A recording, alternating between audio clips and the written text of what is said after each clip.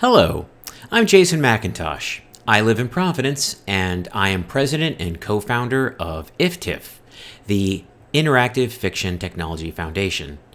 We are a 501c3 nonprofit corporation formed in 2016 with the mission, to quote from our own website, of ensuring the ongoing maintenance, improvement, and preservation of the tools and services crucial to the creation and distribution of interactive fiction.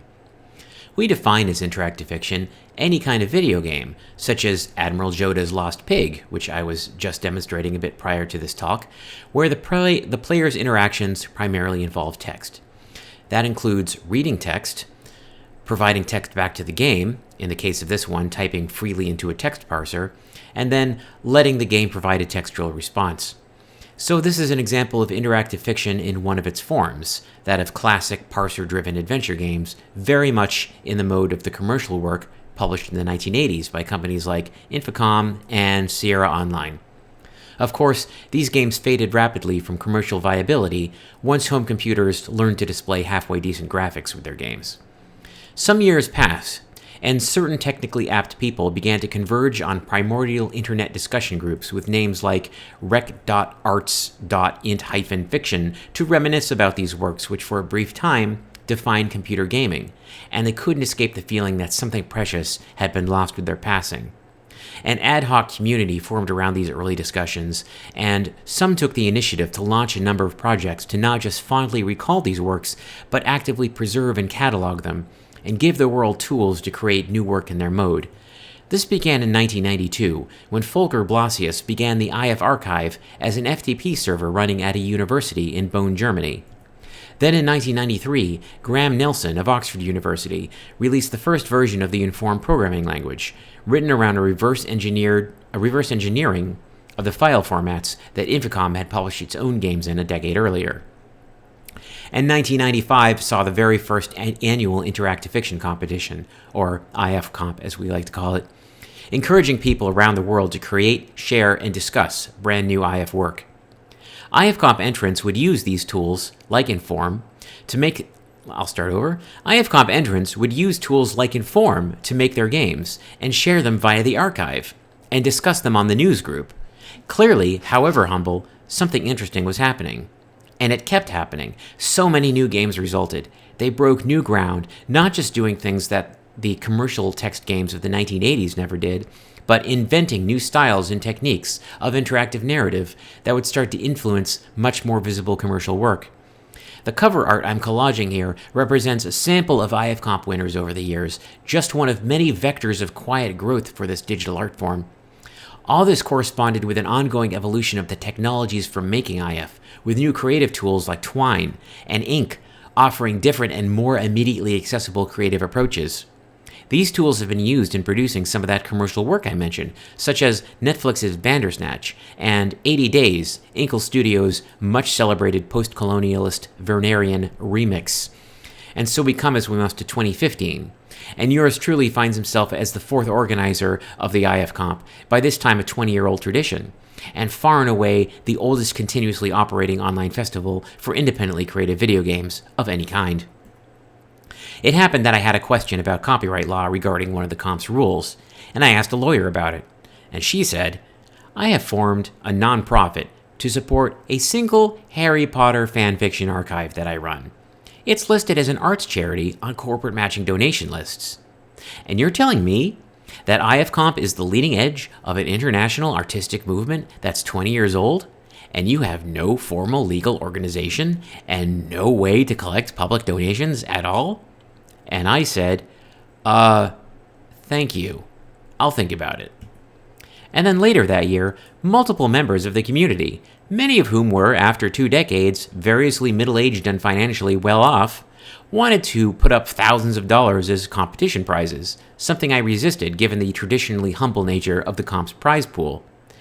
This led to one of the IFComp's advisors speculating that the community really just wanted to donate money to IF itself somehow, and the comp was the closest thing they had. And I said, okay. Thus was IFTF born. Our initial board in 2016 comprised myself, 3 of my friends from the Boston IF community, and the guy who invented Twine. So IFTF is a pretty young organization. We've rotated through a couple board members since then, and we turn 3 years old next month. What do we have to show for it? Well, IFComp is a proud IFTF program now. Through our nonprofit status, we run an annual fundraiser that accepts tax-deductible donations to a new cash prize pool, most of which gets divvied up and awarded to the competition's highest-placed work, and the rest goes to paying for the comp's server costs and such. That's not something it could do before. And yes, we have a place to accept those $1,000 donations now. The IF Archive also turned 25 a year ago, by which time an organization existed not just to help complete its transition from a bunch of hand-mirrored FTP servers to a website using a modern content delivery network, but also to commission the artist Maya Kobabe to make a bomb-ass commemorative logo for it, which is available on a variety of fine merchandise. We perform other acts of stewardship too, like adopting the legacy website for Inform, and providing legal guardianship and financial support for Twine. So obviously, preservation and maintenance are core to IFTF's mission, but so is looking forward. To that end, we have a standing education committee led by Judith Pintar, director of the Electronic Literatures and Literacies Lab at the University of Illinois, that is exploring new potentials for using and funding IF as a multifaceted tool for learning and creative expression in schools. And with the help from the Able Gamers Foundation, IFTF has been working on a project to measure and improve accessibility of interactive fiction, making sure that even as IF technology continues to develop, it doesn't leave behind players and creators with disabilities.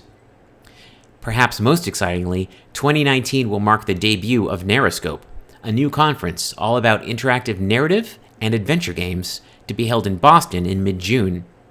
The website is at narroscope.org, and I have some stickers up here too, so you should come check that out. So, how can you get involved in IFTF's work? Well, in the grandest tradition of our newsgroup roots, I encourage you to lurk for a while. The front page of our website has a big orange link at the bottom that will let you sign up for our mailing list. And we post calls for comment or volunteers to the IFTF blog whenever we need community assistance with one project or another. And of course, we do have that conference coming up. A short commute north of here and open to anyone, and its website can hook you up with its own news and announcements mailing list. And naturally, like any arts charity, we're more than happy to just take your money too. We are in fact a 501c3 nonprofit, so all donations are tax deductible to the extent permitted by law, and we offer an array of paths to help you financially support all of our work, from Amazon Smile to corporate matching to the aforementioned commemorative coffee mugs. Of course, my donation pitch is empty if I can't get you excited about the work that we support. So I encourage you to play the games too. The IFComp's own website is as good a starting place as any, available as a 24/7 museum of the community's favorite new work, all of which are free and run on pretty much any modern computing device. 2007's Lost Pig is just one of nearly 1,000 games you can find at that site, and a dozen years of great new work has appeared since then. And I have no idea what people are going to make next. And I will leave you on that note. I'll be around all evening with Andrew Plotkin, one of my fellow IFTF co-founders. Please come look at some games and take a sticker or two and come say hi. Thank you.